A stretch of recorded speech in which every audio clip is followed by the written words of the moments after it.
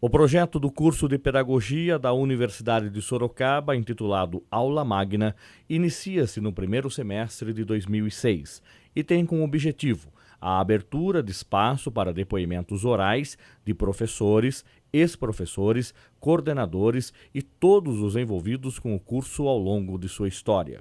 De cunho memorialístico, tais depoimentos são gravados no Laboratório de Comunicação da Uniso e estão disponibilizados tanto à comunidade acadêmica quanto ao público externo interessados em conhecer a história do curso de Pedagogia na expressão dos seus protagonistas.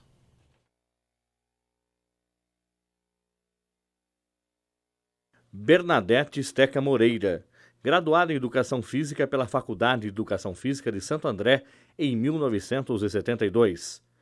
Concluiu mestrado em Educação pela Universidade Sorocaba Uniso em 2002. Professora titular da Uniso na área de Educação Física desde 1973. Coordenadora do Núcleo de Esportes e Recreação da Uniso. Pesquisadora do Grupo PODES, Poder e Disciplinamento nas Instituições Escolares de Sorocaba. Lecionou na educação básica da rede de ensino pública e privada. Experiência na área de educação, com ênfase em métodos e técnicas de educação física, atuando principalmente nos seguintes temas: educação, qualidade de vida, qualidade do cotidiano, equilíbrio, razão e emoção, linguagem corporal e violência. Odinir Furlani, licenciado em Pedagogia pela Faculdade de Filosofia, Ciências e Letras, Sorocaba, em 1958. Pós-graduado lato sensu em Administração Escolar pela Universidade Metodista de Piracicaba. Docente na Rede Pública de Ensino Municipal e Estadual. Supervisor e diretor da Rede Municipal de Educação. Assessor técnico da Secretaria Municipal de Educação de Sorocaba. Docente na Faculdade de Educação Física de Sorocaba, FEFISO, Faculdade Nossa Senhora do Patrocínio, Itu, e Faculdade de Filosofia, Ciências e Letras, Universidade de Sorocaba, de 1967 a 2000. Chefe do Departamento de Educação da Faculdade de Filosofia, Ciências e Letras de Sorocaba, de 1972 a 1976, e seu vice-diretor, de 1984 a 1988. Atualmente é aposentado, membro do Conselho Municipal de Educação de Sorocaba e do Conselho Universitário da Uniso.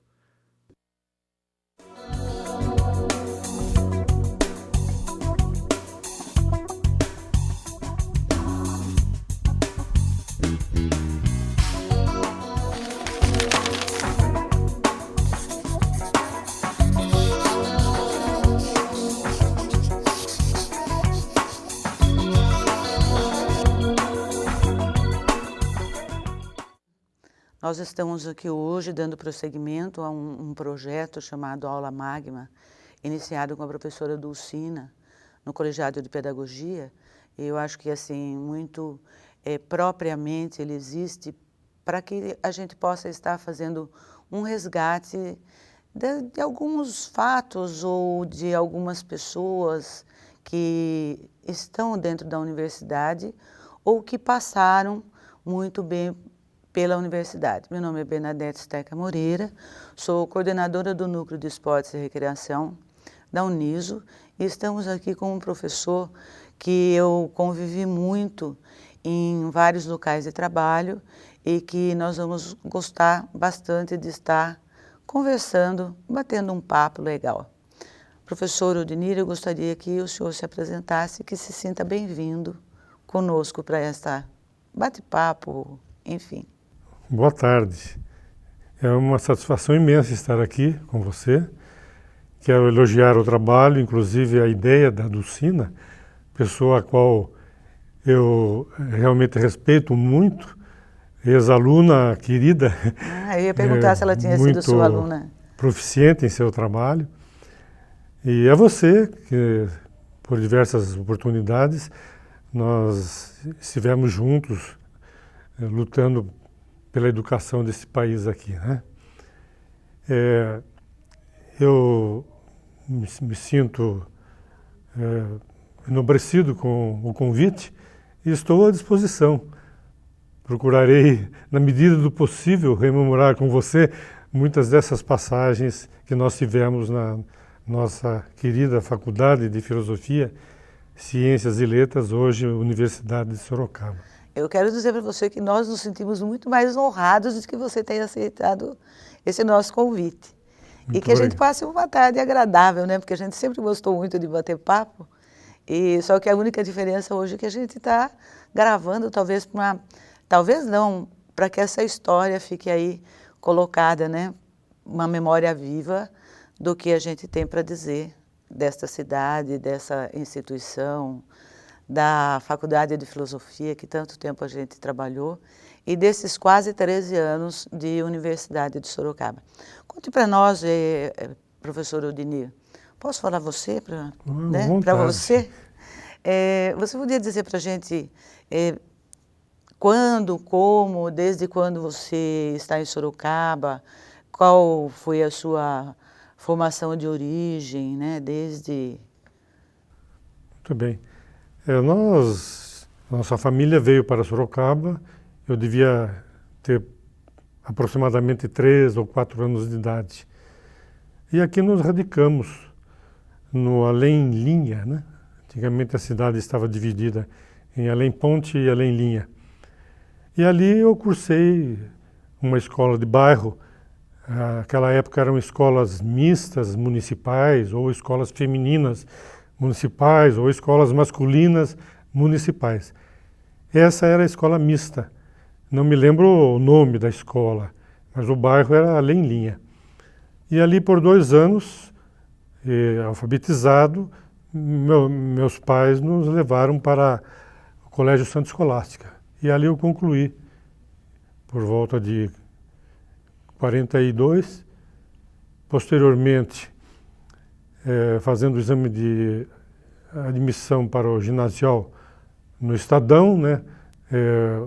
Júlio Prestes de Albuquerque, querido Estadão. Isso que eu ia falar, querido Estadão. Muita história tem nesse Estadão. Ali concluímos o ginasial. Concluído o ginasial, veio a grande dificuldade, porque o Estadão mantinha o normal e mantinha o colegial, na época era clássico e científico. Enquanto que o curso normal noturno era no Getúlio Vargas. Como nós éramos, assim, filhos de operários e aquela dificuldade toda, não podíamos pagar uma escola particular, teríamos que decidir. Ou estudávamos em tempo integral no Estado, né? Na verdade seria difícil trabalhar, ou nós optávamos por uma escola noturna para poder, durante o dia, a gente realizar alguma tarefa profissional. Foi quando então, sem escolha, né, eu fui lançado para o curso normal, do Getúlio Vargas. E ali, concluído o curso, eu tentei ingressar no magistério. Falei, bom, já que estou formado professor, vamos exercer esse mistério. Ainda não como uma opção assim, bem consciente, bem clara, mas já imbuído, né, de que deveria tentar seguir essa carreira. E andei lecionando aí lá, Pereira Barreto, quase divisa com Mato Grosso, depois Presidente Epitácio, depois aqui no litoral. E aí resolvi desistir. E antes tinha sido bancário. E havia também uma opção entre ou continuar a vida profissional no banco ou optar pela nova carreira que seria o magistério. E eu fiquei aqui, então, no banco, né, esperando, porque a minha ambição era concluir uma faculdade. Eu achava que a formação universitária me abriria mais oportunidades. Foi quando então eu, por força do trabalho, acabei me descuidando e não soube da abertura dos cursos da Faculdade de Filosofia. Eu acredito que foi por volta de 54.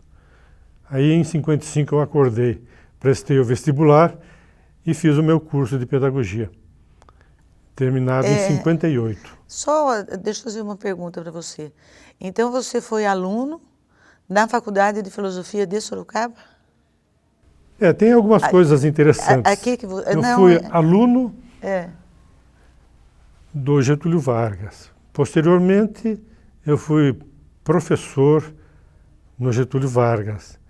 Depois assumi a vice-diretoria do Getúlio Vargas. Depois a diretoria do Getúlio Vargas. E depois fui supervisor da escola. Então, é uma carreira mais ou menos marcada por uma certa fidelidade. Depois, como aluno da faculdade, né, tempos depois eu fui convidado a vir para lecionar na nossa querida Faculdade de Filosofia, e aqui também a minha carreira poderia ter sido completa, mas como eu estava comprometido com outras funções, eu fui professor, chefe de departamento, vice-diretor e voltei novamente para as funções de professor. Muito interessante. E nessa época que você, concomitantemente, você trabalhava na prefeitura, né, no Getúlio Vargas, e na Faculdade de Filosofia? Isso. Então, quando eu concluí a faculdade, foi em 58, parece-me, o nosso diploma, por força do reconhecimento, só foi expedido em 1960. Então fiquei nesse período tentando outras atividades, quando em 62 eu fui convidado para dar aulas de administração escolar no curso de aperfeiçoamento da Escola Getúlio Vargas. E ali então eu comecei a carreira de professor secundário, porque até então eu havia tentado o magistério primário. Fui até professor efetivo do Estado. Você lecionou também nas séries iniciais? Nas séries iniciais, alfabetização. Olha, é interessante. Era uma satisfação imensa ver aquelas crianças aprendendo e lendo com, vamos dizer assim, desenvoltura, porque recém-saído da faculdade, eu ingressei no magistério oficial e fui alfabetizar as crianças, e levando um método novo, na época um método global, muito interessante, em que as crianças se envolviam demais nas leituras, né? E a supervisão na época, a inspeção, deixou até um termo de elogio pela forma como as crianças liam, né? De uma maneira, digamos assim, desenvolta. E isto começou, então, a me envolver no magistério. Aí eu retornei para Sorocaba, que eu estava nas barrancas do Rio Paraná, ali em Presidente Epitácio, e aqui fui convidado para começar a lecionar na prefeitura, no curso de aperfeiçoamento. Aí em 62, em 67 eu fui convidado para a vice-diretoria. E nesse ínterim, o professor Aldo passou por lá. O professor Aldo era padre ainda? Professor, não, já era professor. Já era professor? Era professor. Não, ou melhor, acho que era padre ainda. Tenho a impressão que sim. O padre Aldo passou na escola Getúlio Vargas e foi me procurar. Disse, eu queria falar um pouco com você. Eu falei, pois não, sente-se. E ali começamos um papo. Ele disse, olha, amanhã você começa a lecionar na faculdade. Eu falei, você está brincando. Imagine que conhecimento, que cultura aprofundada eu tenho para ir lá e lecionar na faculdade. A gente sempre respeitou muito, né, os nossos professores, né? Respeitamos demais esses professores, porque realmente tinha uma formação muito sólida. E eu me sentia, assim, naquele momento, até meio Mas, apavorado, digamos. não te interrompendo, mas assim, como já interrompi, é que naquela época o professor se assentava à cátedra, né? Ele ficava um degrau acima da sala dos alunos. Isso, exatamente. Então eu acho que talvez por conta desse posicionamento e também do posicionamento dos professores, né? Porque a gente realmente respeitava como uma autoridade máxima, né? Dentro de uma sala de aula. Exatamente. Aí eu falei, bom, tudo bem, se é assim que você deseja, eu vou experimentar. E lá fui eu, para a minha primeira aula, que eu não consegui dar, porque os alunos estavam em greve. Eram momentos difíceis ainda, como sempre, as dificuldades financeiras na faculdade, mas tudo bem. Aí depois de algum tempo, acho que dias ou semanas, eu iniciei minhas aulas de administração escolar e a introdução à administração entrava em todas as licenciaturas. E aquele salão nobre, logo na entrada do prédio do Trujillo, é que abrigava a minha turma, perto de 120 alunos. E aí vem um fato pitoresco, né? Eram duas portas, uma bem à frente, onde estava a lousa, e outra atrás, né, no meio mais ou menos do auditório, não sei se ainda existe essa porta lá. Existe, sempre e fechado. E os alunos entravam por uma e saíam pela outra, porque eram 120 alunos. Eu falei, eu tenho que arrumar um jeito de segurar essa moçada aqui, né? Como é que pode, né? Mas eles estavam tão habituados com os outros professores, né? Eu não sei o que eles faziam, que não conseguiam segurá-los. E eu desenvolvi toda a minha criatividade para poder mantê-los atentos. E foi dialogando com os alunos, jogando problemas de escola, porque eu já estava com uma certa experiência de vice-diretor. E como vice-diretor, modéstia à parte, eu joguei aquela escola muitos anos à frente, porque ela estava realmente numa letargia muito grande. Praticamente, do ponto de vista legal e pedagógico, meio abandonada. E quando assumi a vice-diretoria, o diretor estava doente, então ele pediu uma licença.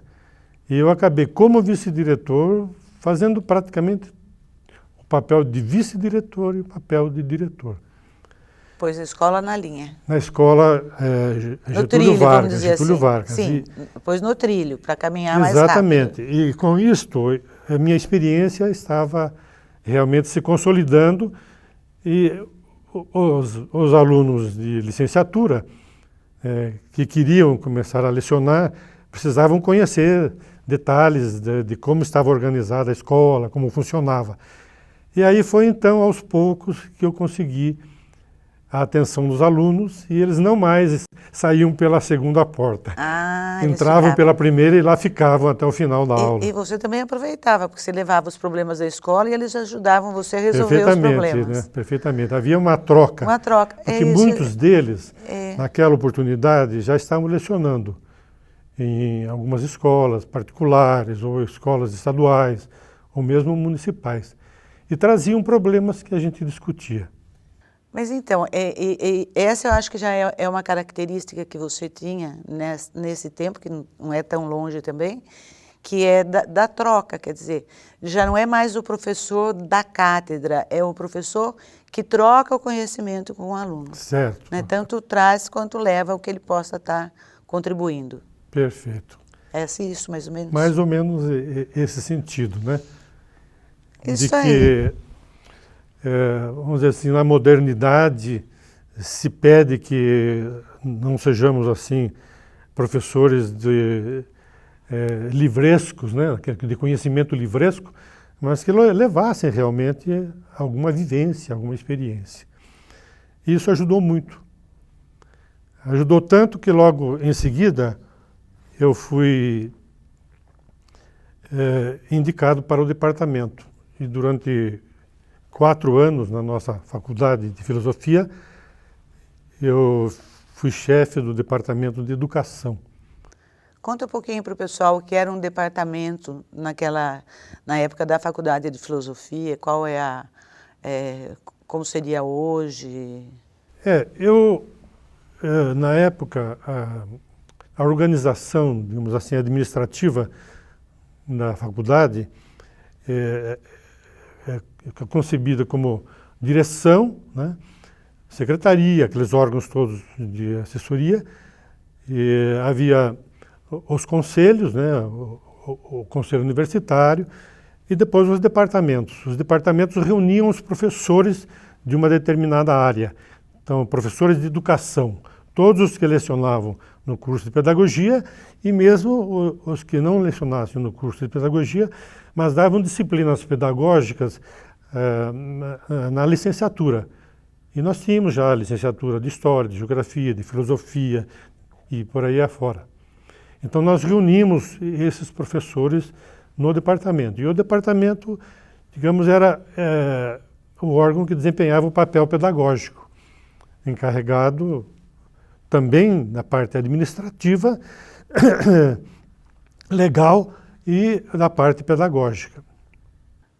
E o que se chama, né, o que diríamos hoje que é o conselho universitário seria a congregação. Congregação. Mas então, não sei se eu bem me lembro, a congregação reunia todos os professores das duas faculdades que nós tínhamos, né, que era a Faculdade de Administração e a Faculdade de Filosofia.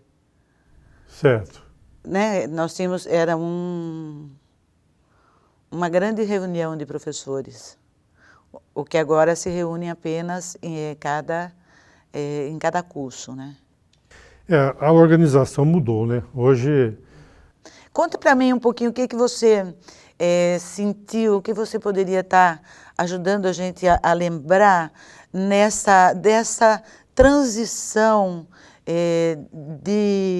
das faculdades que nós tínhamos para a universidade. Nesse meio todo de administração, de funcionamento, o que mudou, o que você acha que a gente poderia estabelecer aí como um parâmetro? Bom, eu não vivi muito tempo de universidade, porque, na verdade, eu me desliguei no ano de 2000. E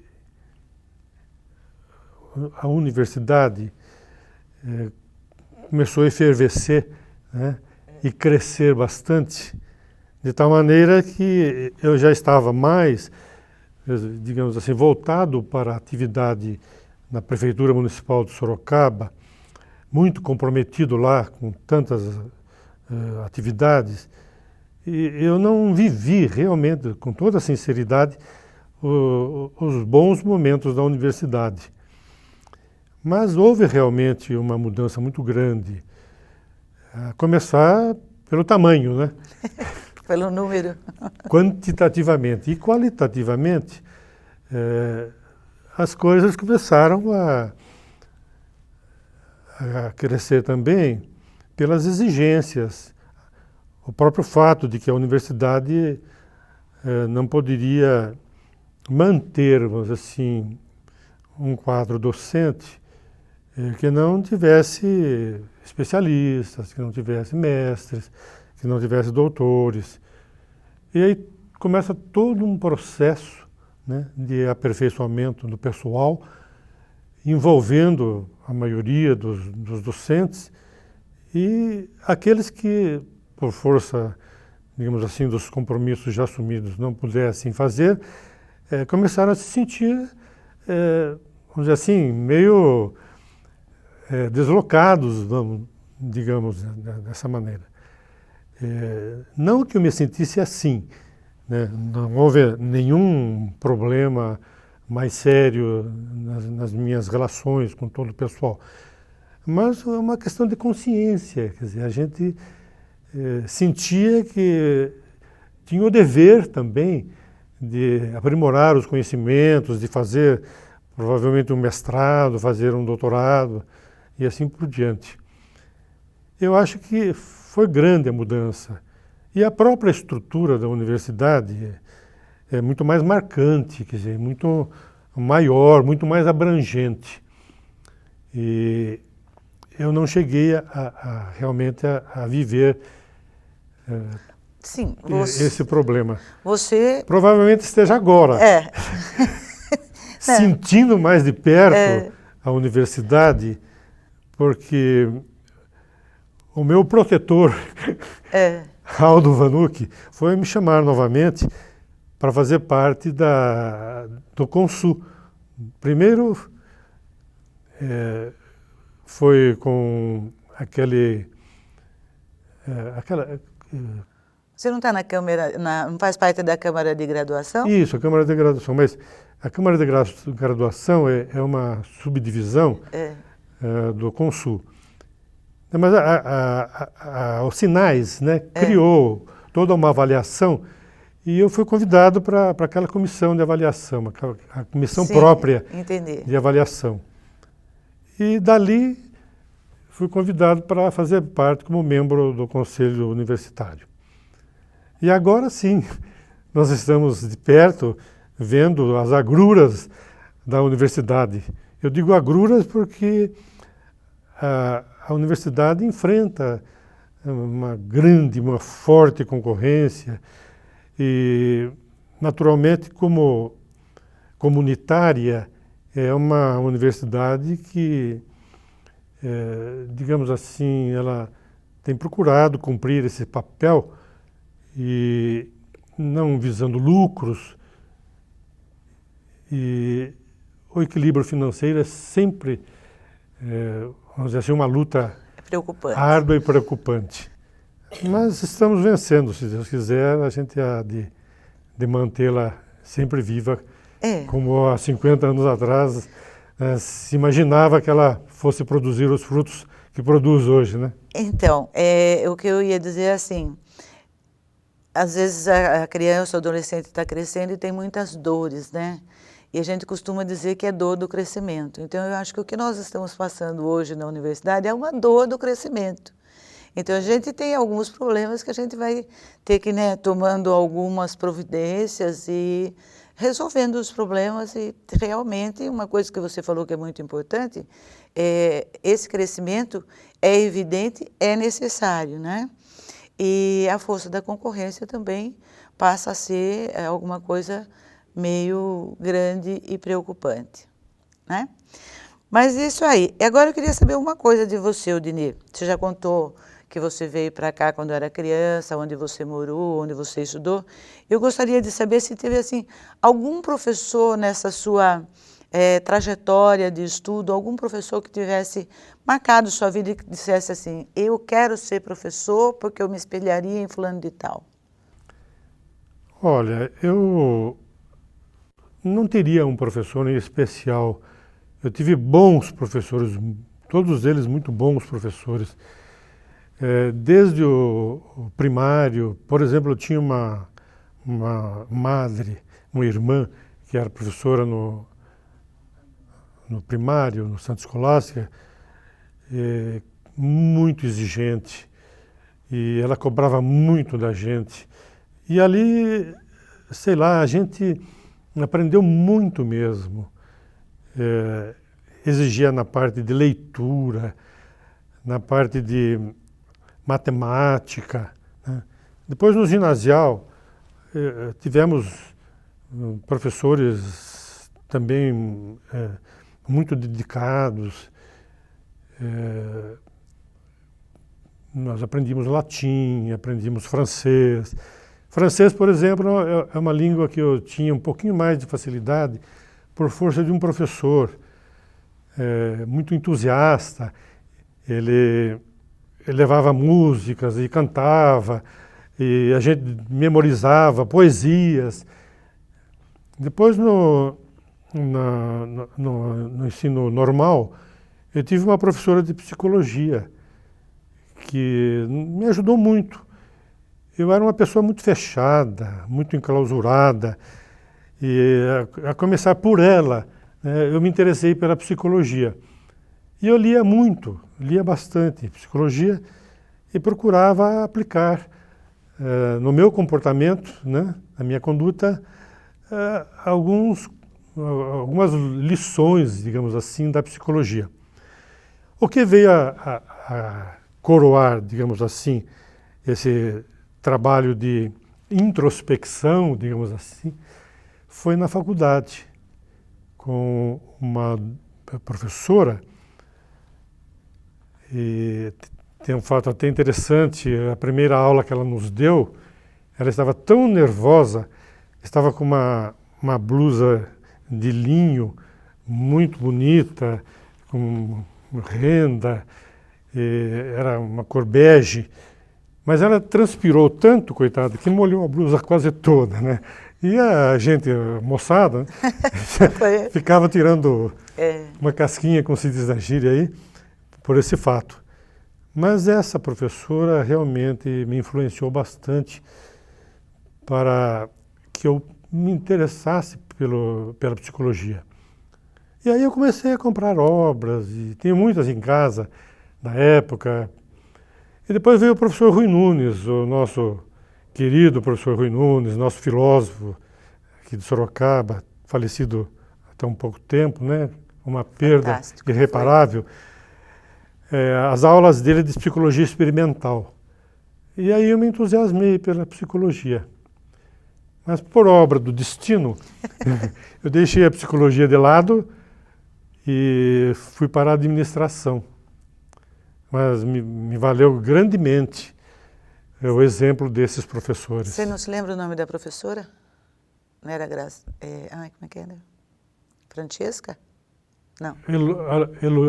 Aloísia Amparo foi no normal. E na professora faculdade? Aloísia Amparo. E a professora na faculdade, Ione Gagliotti. Ione Gagliotti. Eu conhecia. Conheceu a professora Ione. Inclusive, a professora Ione me ajudou bastante digamos assim, a me abrir para o mundo. Se eu não me engano, ela trabalhava com relaxamento, com os alunos, não era? Ela era psicóloga, né? Eu acho que era psicóloga. E ajudava muito os alunos para que eles realmente se desenvolvessem, né? Isso me ajudou grandemente. Quando você estudou, assim, as classes eram menores, tinham menos alunos por classe? A minha turma de pedagogia foi o segundo ano de faculdade, né? A faculdade instalou-se, acho que 54, e eu fui de 55, a primeira turma. Nós éramos em 5 alunos. Hoje, acho que estamos em 2. Estou me lembrando, talvez, faleceram 2 ou 3. O Vladimir, foi colega, professor Vladimir. Quem mais? Tem uma outra professora. Não se me lembrar o nome dela, dessa colega. Poucos colegas, mas o tempo vai passando, a gente acaba mas se esquecendo o nome não é nomes. importante. O que eu queria, assim, talvez, né, estar colocando como um fator de o professor de psicologia poder fazer esse trabalho, né, praticamente individual com vocês. E me lembro quando minha irmã estudou na faculdade, que foi também aluna da professora Ione, e ela começou até a fazer um trabalho com crianças de 6 anos, tinha lá uma classe experimental. As classes não tinham nunca mais do que 13, 14 alunos, né? E eu gostaria que você também fizesse, se você puder e se você quiser, lógico, uma relação entre essa escola que acontecia e essa escola hoje, quanto ao número de alunos em sala de aula. Eu acho que nós temos ganhos de um lado e perdas de outro, né? A minha ideia é de que a meta quantitativa tinha que ser abordada pelos governos, e foi isso que ocorreu. Informalmente, nós estávamos conversando há pouco, e você falava do seu tempo de estudante, em que as facilidades eram maiores, havia mais cursos.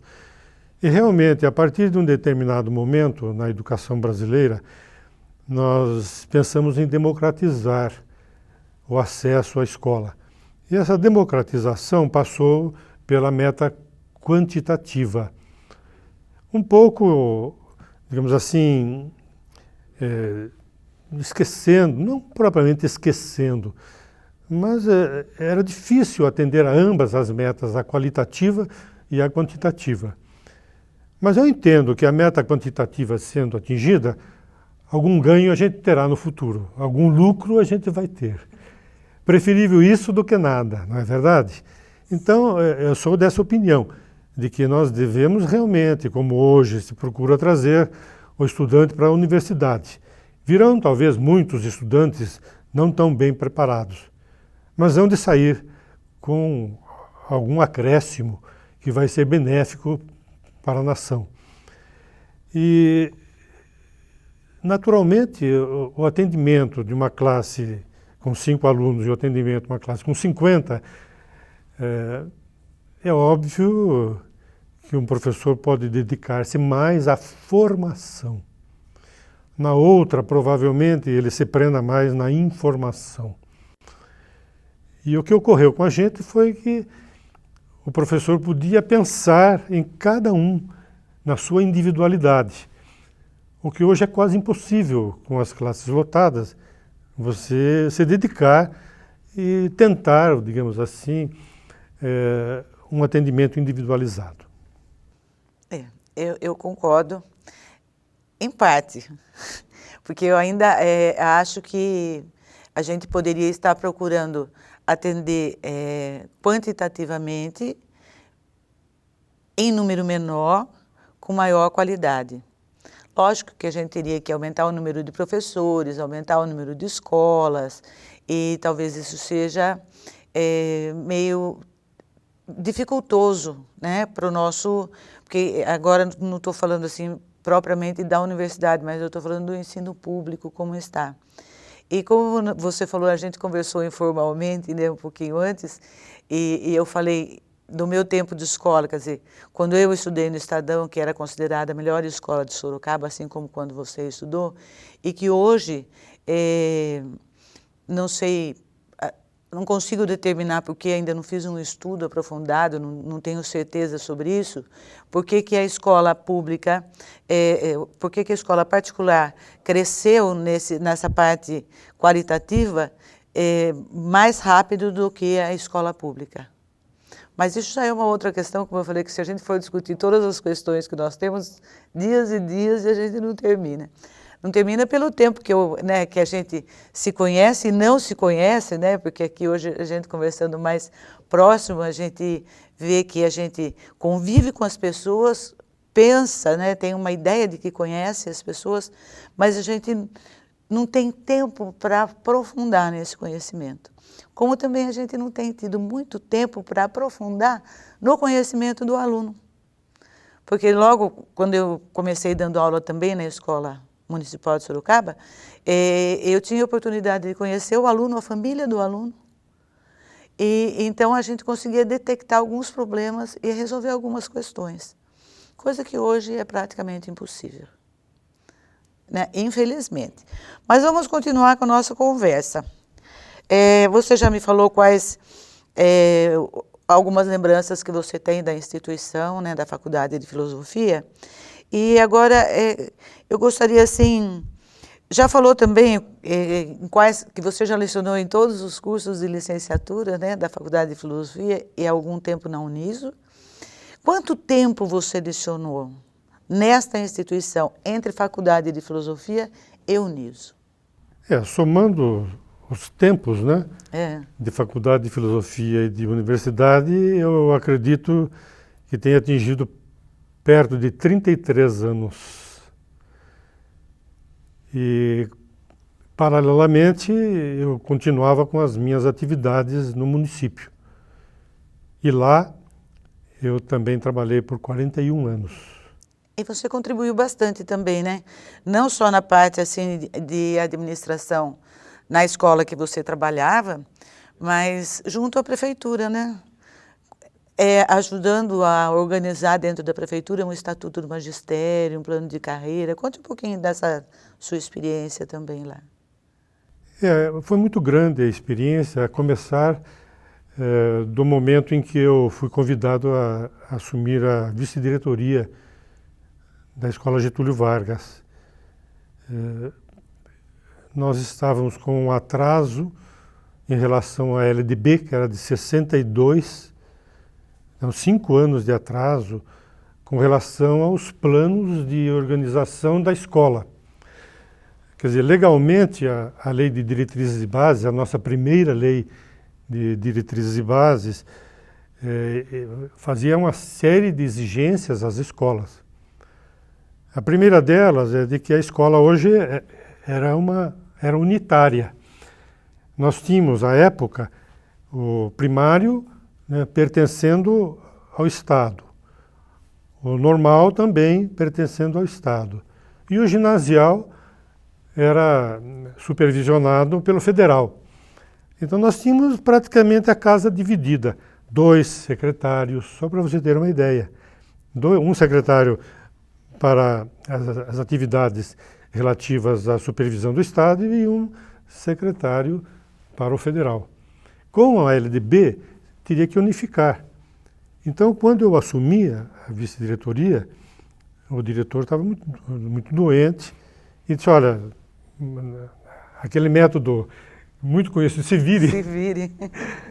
Agora a batata é sua. E eu comecei, então, a trabalhar nos planos de organização didática, administrativa da escola, o que foi realmente um trabalho de exaustão. Regimento, planos, a parte física, laboratórios e tal. E tudo isso deu, na verdade, 3 volumes mais ou menos que dá pra enormes, gente, né? Dá para a gente estar estudando para apresentar o que isso aconteceu. para as autoridades estaduais que iriam assumir a escola para supervisioná-la. E interessante que no mesmo momento a lei estadual, a legislação estadual, exigia que para manter o curso de aperfeiçoamento teria que transformar-se em instituto de educação. Aí então corre atrás de transformá-lo em instituto de educação. Aí vem um inspetor e diz, olha, o curso de aperfeiçoamento não pode funcionar este ano, porque vocês não são um instituto de educação, já com a matrícula pronta. Então eu tive momentos assim de descabelar, quer dizer, o que eu vou fazer agora? E uma semana depois vêm os inspetores, a inspetoria seccional em Itapetininga, e eles vieram para receber a escola e puseram os arquivos abaixo. Eu quero isso, quero aquilo, mas... E eu não conseguia atendê-los. Pedi uma semana de prazo, e em uma semana de prazo eu tinha que entregar tudo que eles colocaram lá no relatório deles. Felizmente deu tempo para tudo, né? E depois fomos batalhar no Conselho Estadual de Educação para que o curso de aperfeiçoamento funcionasse. E aí depois a diretora do primário disse, olha, tem uma verba aí de 4.000 cruzeiros que veio do MEC e vai devolver, porque o Banco do Brasil já disse que a verba está lá, ninguém usa, e nós precisamos fazer uma sala de aula aqui para o primário.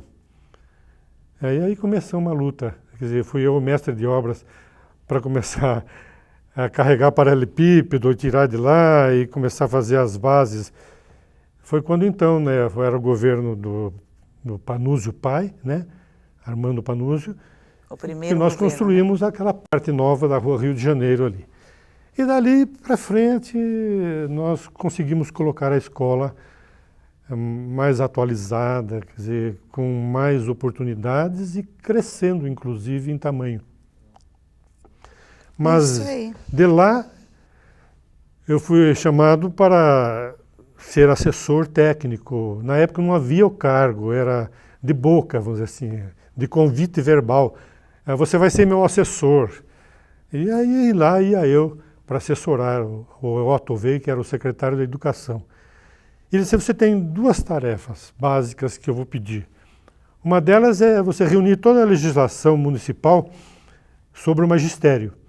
E a outra é você implantar o ensino supletivo nos moldes da lei. Aí fui eu lá trabalhar em cima disto. E a primeira lei no magistério, reunindo naturalmente todas as questões mais pertinentes do magistério, foi em 74, a lei número 1815 de 74. E eu fiquei muito feliz, apesar das críticas de muitos colegas que não acreditavam na lei, ou que não acreditavam que essa lei num dia, no futuro, iria realmente resgatar a dignidade do professor de Sorocaba. Provavelmente hoje ele aplaudisse, porque graças a essa pequena lei, nós tivemos ali a semente do que hoje poderíamos chamar o Estatuto do Magistério Municipal. Que no Estatuto do Magistério Municipal nós já trabalhamos juntos na prefeitura. Perfeitamente. E depois nós tivemos revisões. Sim. Porque a minha ideia era sempre de que a lei tem um tempo de vida. Isso que eu falei, ela um é tempo viva, útil né? de vida. Ela precisa ser revisada, precisa ser atualizada. E essa atualização ocorreu em outras oportunidades e tivemos oportunidade de juntos discutirmos muita coisa, né? Conversamos bastante, discutimos bastante, mas eu acho que o que resultou está lá ainda, né, hoje. Está, o cerne da questão, está resolvido, né? Eu acho, sim. E felizmente, graças a isso, os professores do município se encontram numa situação, até acredito, privilegiada em relação a outros municípios e ao próprio Estado. Daí porque há um grande interesse dos professores do Estado em prestar concursos no magistério municipal e procurar também se instalar em algum cargo melhor remunerado e com mais oportunidades de crescer na carreira. Legal. Agora eu gostaria, assim, para mais ou menos estar finalizando essa nossa conversa, que você colocasse aqui para nós o que você considera que seja o papel do educador e os seus maiores desafios hoje. Tarefa difícil para você, né?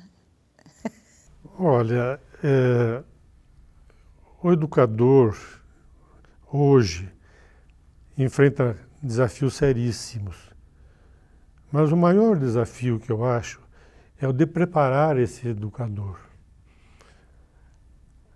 Há 2 dias atrás nós tivemos a reunião do Conselho Universitário e lá o Aldo sempre ele me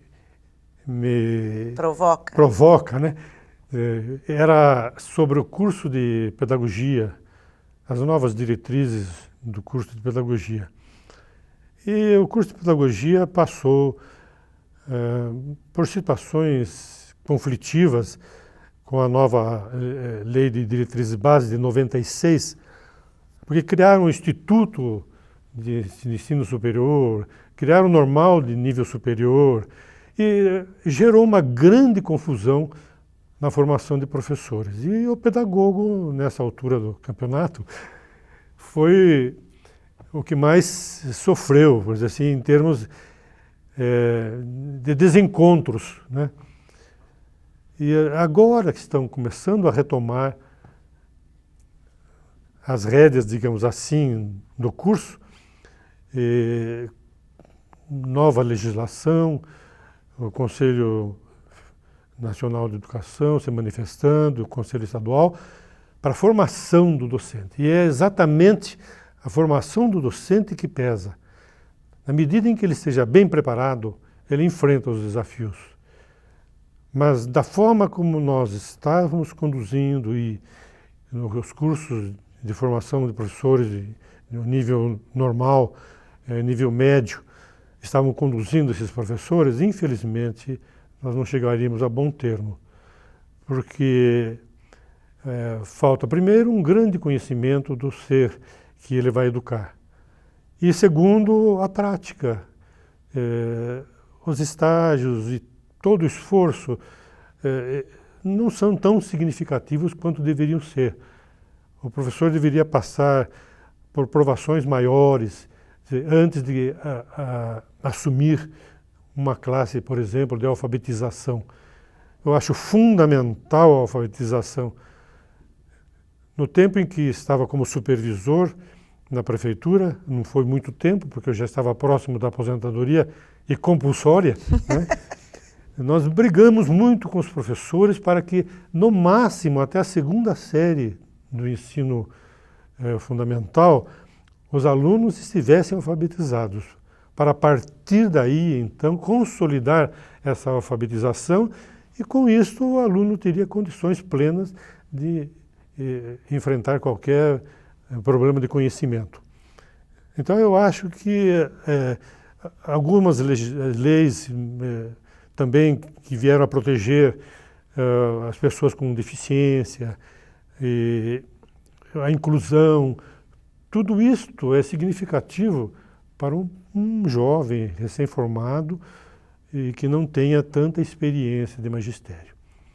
Então são realmente grandes desafios, mas a chave da solução está em valorizar o professor e formar esse professor de uma maneira substancial, que ele tenha realmente um grande conhecimento, um grande preparo pedagógico para poder assumir uma sala de alfabetização ou de sequência da alfabetização. Uma outra coisa assim que às vezes eu fico em dúvida, né, e tenho que eu gostaria até de estar conversando. Você acha que essas questões de violência estabelecidas e banalizadas que nós temos no mundo de hoje, porque eu costumo dizer que essa violência que está aqui estabelecida não é privilégio do Brasil, né? Como tudo é globalizado, essa violência também está já assumindo proporções de globalização. Você acha que se os educadores conseguirem vencer esses desafios de inclusão, de inserção, de alfabetização, enfim, uma educação da criança, no futuro, essas questões você acha que também podem estar melhorando ou não? Eu acredito que nós vamos minimizar muito esse problema. Mas veja, não é só esse o problema. São outras causas que levam a esse problema. São outras situações, digamos assim, que nós enfrentamos. E, na verdade, a violência também passa pela pobreza, pela miséria, né? Não é só a educação. A educação não é, digamos assim, uma receita infalível, necessária, muito necessária. Acredito nela, sempre acreditei, senão eu não teria seguido o magistério. No momento em que me decidi por ele, eu me conscientizei de que devo ser professor na plenitude, né? Mas só a educação não resolve, né? São outros tantos problemas sociais, por exemplo, a desintegração da família, a sociedade hoje, digamos, mais procurando ter do que ser, né? São realmente situações que levam à violência. E a educação vai minimizar. Mas, para tanto, nós teríamos que carregar grandes, maciços investimentos, né? Primeiro na formação do professor e segundo, abrangendo toda a população, não deixando nenhuma criança fora da escola. Então a gente poderia estar pensando assim, que seria um caminho, né, para soluções futuras. Se nós tivermos bons educadores, se nós tivermos crianças, vamos assim, supor que já resolvemos os problemas da miserabilidade, né? Já todo mundo tem a nossa Constituição, se a gente for ler, ela é maravilhosa, né? Garante o mesmo direito de moradia, alimentação, educação e saúde para todos os brasileiros, né? Se a gente conseguir chegar a essa maravilha, através da educação também a gente pode estar contribuindo para que esses outros problemas diminuam. Eu não gosto muito de pensar em termos assim desse futuro. Quer dizer, eu gosto do presente. Do que pode se fazer hoje. O que se pode fazer hoje, né? E tentar fazer tudo hoje, o que se pode fazer, né? Obviamente, que eu estou brincando com você, eu acredito que os dias que virão deverão ser melhores na medida em que a gente não se descuidar desses que estamos vivendo hoje. Então devemos começar já, agora. Nesse momento, se a gente pudesse ter uma força muito grande, um poder muito grande, né, fazer com que todas as crianças estivessem na escola, muito bem alimentadas, muito bem tratadas, com saúde, né, e aprendendo. Isso que é importante. Você falou uma coisa hoje assim que eu repito muito. Se você quer mudar, mude já, né?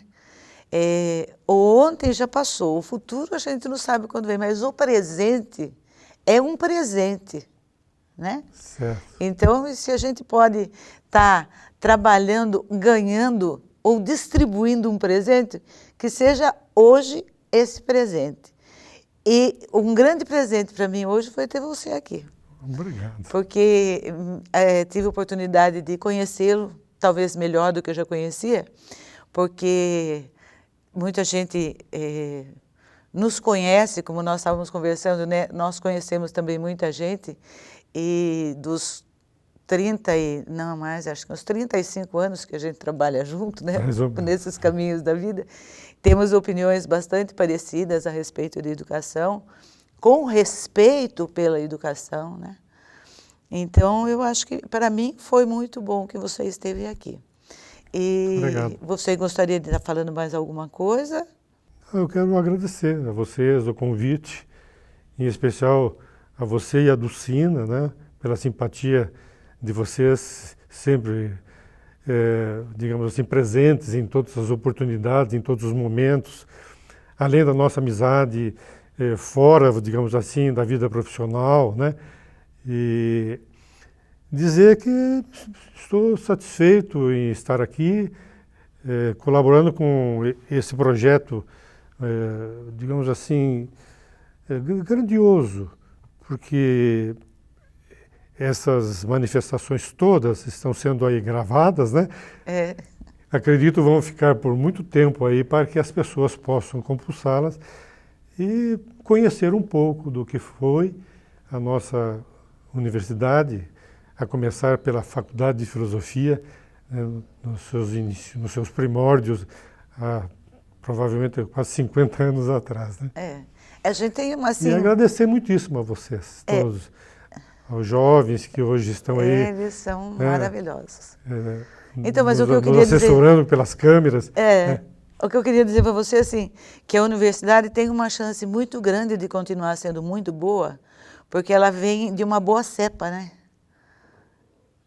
Vem da Faculdade de Filosofia, que foi uma excelente faculdade. Exato. Então, eu acho que tem, assim, nós temos chances de continuar sendo uma grande universidade. Correto. Mas é isso aí. Muito obrigada. Obrigado a vocês. E até uma próxima.